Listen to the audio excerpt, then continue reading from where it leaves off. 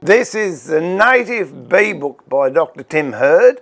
Well, what we're going to do is going to build, it's called an O.A.T.H Hive. All right.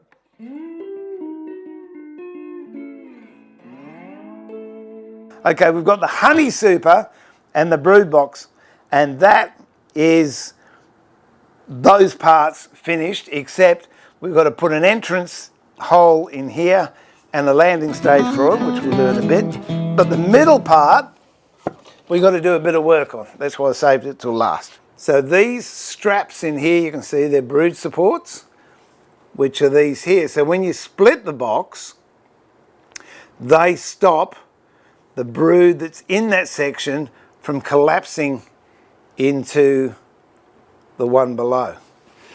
You can use many things. I've seen people use metal straps. I've seen polypropylene, which they used to make chopping boards out of. I just use timber because it's easy, and I've actually got a jig set up.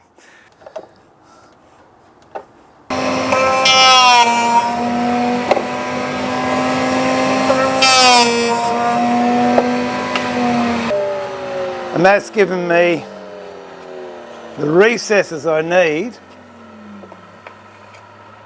for these bars to go in.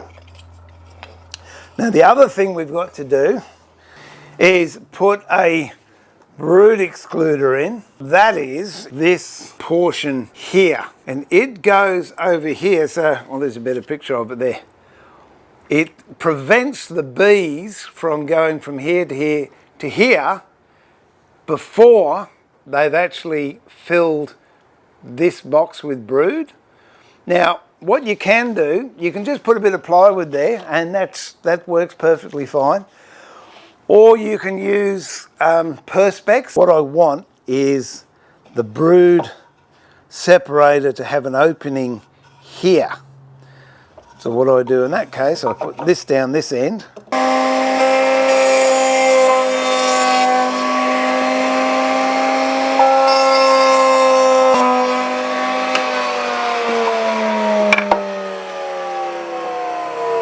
Beautiful. Okay. So let's put these in. And all I do is just a little dab of glue. There you have the brood separators. And then the top,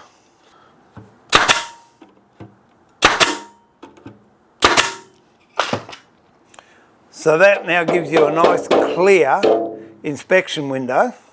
Now this is reasonably important, what I'm doing here. This is a vent hole. I do mine at about a 15-degree angle upwards. Now bear in mind this is the top. So I'm doing 15 degrees upwards, which still allows for the vent, but doesn't allow water to get in. Now with the bottom, for the bees to go in, I use a 1/2 inch, where are we? A 1/2 inch force and a bit, but it's the same deal. You start your hole and then 15 degrees, or thereabouts.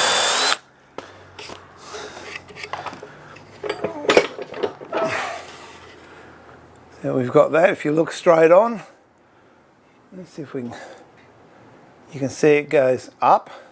The landing stage, what I use is just a square bit of timber, 3/4 of an inch by 3/4 of an inch, 70 mil long. And you want it so it's a little bit lower than the entrance to the hole.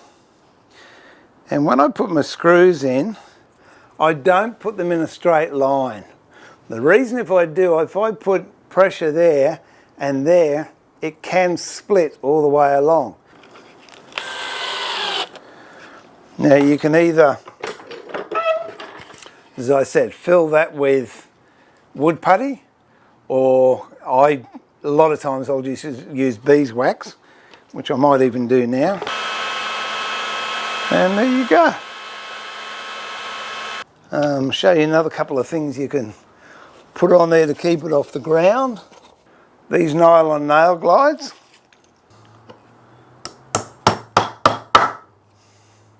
You've made an O.A.T.H beehive that native bees would absolutely love to be in. Now, to keep it all together, I just make these straps up. It's just a webbing strap.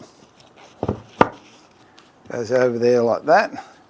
And eventually the bees will seal the joints between the boxes. But before they can do that, if you've got a nice strap, it holds them firmly together. If you've got those good, nice, flat joints that we spoke about, nothing can get in there. And I've got a handle on mine, so I can just pick it up, and that actually will be going out into my garden and house another hive of bees. Now, I understand if you are using pine or something, and a lot of people do, they paint the entire thing, and that's fine. If you're using internal plywood like this is, definitely paint it with a good quality outside enamel paint or acrylic paint, because you don't want the weather getting to it. They do have roofs that go over the top, but that's another area that we'll cover in a later video. But if you wanted to keep that colour, if that's the case, oil it. But on the end grain here and on the top, paint it, because this will eventually dry out unless it's protected in some way or other. Might not be the best paint job you've ever seen in your life, but the good thing is all this end grain here has been sealed with paint. The plywood on the top has been sealed, all around the edge has been sealed, the edge has been sealed there, and then if you want you can oil the outside. It doesn't matter if you put oil over the paint, then you get that really nice timber look. Might as well do all three sides. There's one more thing I haven't done, which I shall do now, and that is, if you're going to be splitting your hives, to make it easier to get the tool in, this is a hive splitting tool, and it's available from sugarbagbees.net, which is Tim Hurd's website. So you've got this set up like this, and you've made really nice tight joints. Very, very hard to get this in here to break it open. So to enable you to do that, just grab your block plane and give it, I don't know, half a dozen, whatever, at an angle on the corner. So 1, 2, 3, 4, 5, 6. That'll do. 1, 2, 3, 4, 5, 6. So all the way around, it's got a corner taken off. Now that enables, when you want to split your hive,